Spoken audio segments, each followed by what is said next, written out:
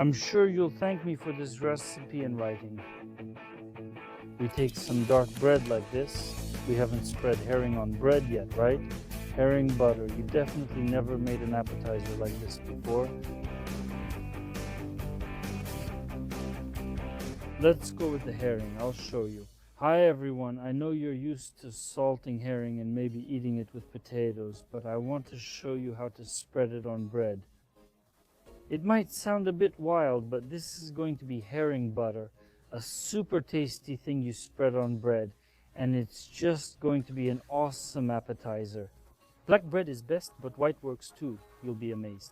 If you haven't tried it before, it'll be the king of appetizers on your table, and all your guests will be blown away. People used to make this thing very often. In short, this is herring butter Odessa-style with a secret ingredient. For the classic herring butter, you only need 2 main ingredients. The first one is herring, but there are some variations, and I'll tell you some interesting ones now. Look, I have some plastic wrap here just so the cutting board doesn't get too dirty. We cut off this little tail. We cut off the head. There's more to come. We need to fillet the herring. It's an unpleasant procedure, but not a difficult one. If you don't know how, I'll show you now how to do it. There are several ways, but I like to do it by hand.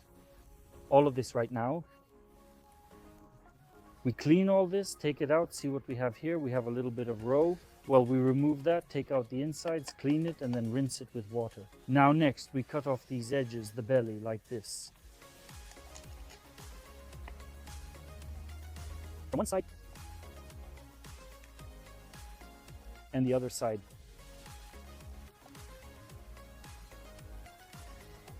There's almost no meat there. We don't need that. That way it's very easy to fillet the herring. Let's continue. Here we make an incision along the back. Right here we cut around the fin like this.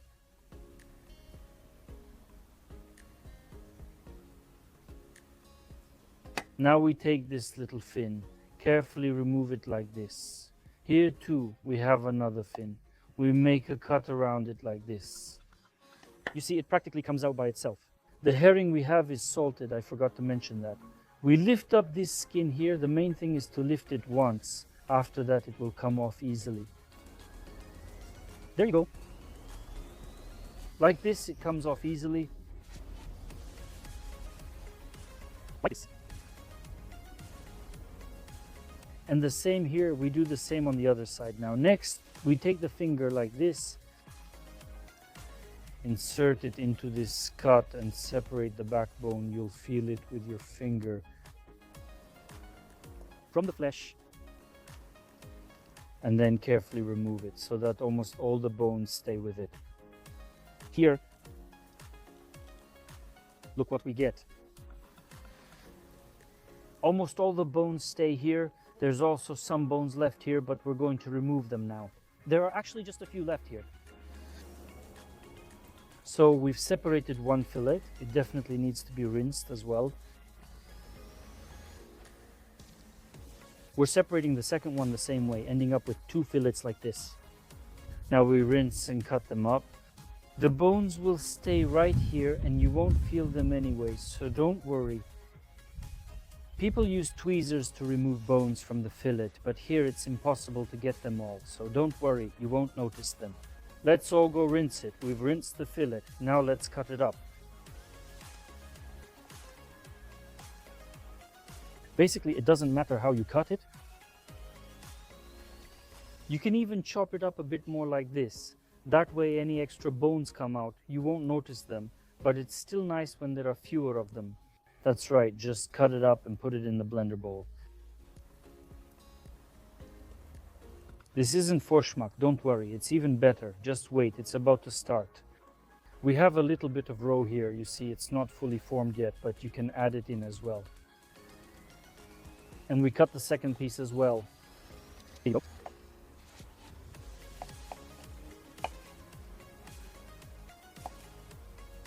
The fillet of one herring. 300 grams of butter, Using 200 or 400 is fine either way. Well, ideally, of course, 300, and the butter should be slightly softened. If you do it simply like I do, 300 is perfect. If I show you more later, you can use more. The butter, we don't add it all at once. I add part of the butter to make it easier to blend the herring, and then I'll add the rest. Now let's blend it with an immersion blender. To be continued. At first it will be difficult.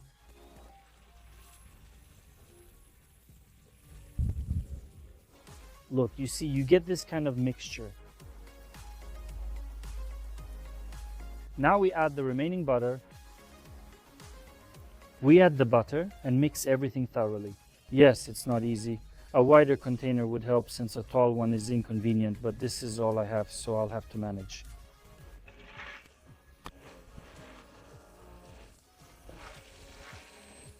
At first, the butter is thick and hard to mix, even if it's softened, but it'll be fine later.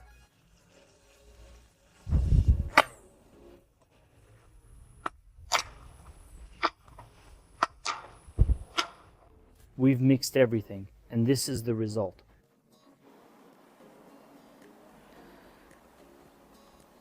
This is basically ready now. Look, you can do it like this right away. And it's just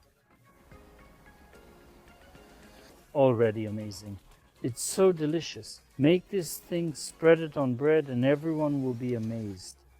If you haven't tried it, you'll really be surprised. I know very few people have tasted this, especially from the younger generation, but we'll go further. You can also add some mustard here, just a little to taste, and a bit of garlic. Well, this is the classic base. This is it. Now I'll show you how to make it into an absolutely top appetizer. We transfer it somewhere. We don't need the blender anymore. Just pour it out somewhere. Now we take this. It's sold everywhere. I got this particular one at ATB, Caviar. Just don't confuse it. There are some that are like pate, but you need to get the salted kind. I have capelin, but there are different kinds. You can use any. You can use pike or something else. It doesn't matter. This will enhance the flavor. It's already tasty. So good you could just keep eating it. This is the real deal. Store-bought can't compare to these spreads. Come on, guys. I know you'll be thanking me for this recipe and writing thank you, thank you, thank you. If not now, then when you try it for the next holiday, when your guests try it, you'll thank me anyway. So let's open it. Here's the caviar, and just take it like this. Wow, look, it's empty inside. Haha. See, that's how the manufacturers are, right? Caviar.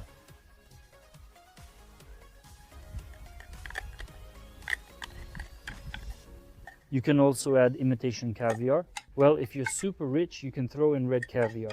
If you're not super rich, then use this kind, it'll be great. And if you want, you can even add some imitation red caviar right in there. This kind is better. Use it for perfect results. Now mix well so the caviar spreads evenly.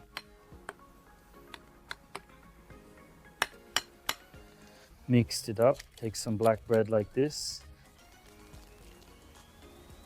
You can make a crouton or just use it as is, or use white bread, whatever you like, just like that. There you go.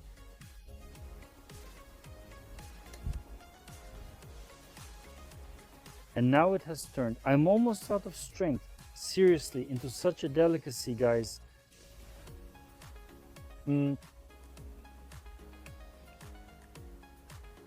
Now, if you don't want to add caviar, don't add it, but still, if you haven't tried it, give it a try. It'll be the best of the best. Add caviar and it'll turn into an absolute delicacy. Guys, this is awesome. Be sure to make it. Now you can put it in some container and put it in the fridge. When you want some on bread, just spread it. It's all just delicious. In short, that's the situation. Check it out, try it, and then let me know how it went. Do you like it? Also, have you tried this before? I'm just curious because I know very, very few people among my friends or acquaintances who've tried it. A huge thank you to the sponsors for your support. If you want a lot more cool videos that aren't available to regular viewers, subscribe to the paid membership. It's inexpensive and you'll be happy you did. Thank you all, everyone. It was a pleasure to show you such a great recipe. Goodbye. Are you still here? So, while no one is watching, only the most loyal fans are left. They always scold me, so I did this at the end so no one would see. Cheers to your health, guys. For this body, it's just a cover-up. Goodbye, everyone.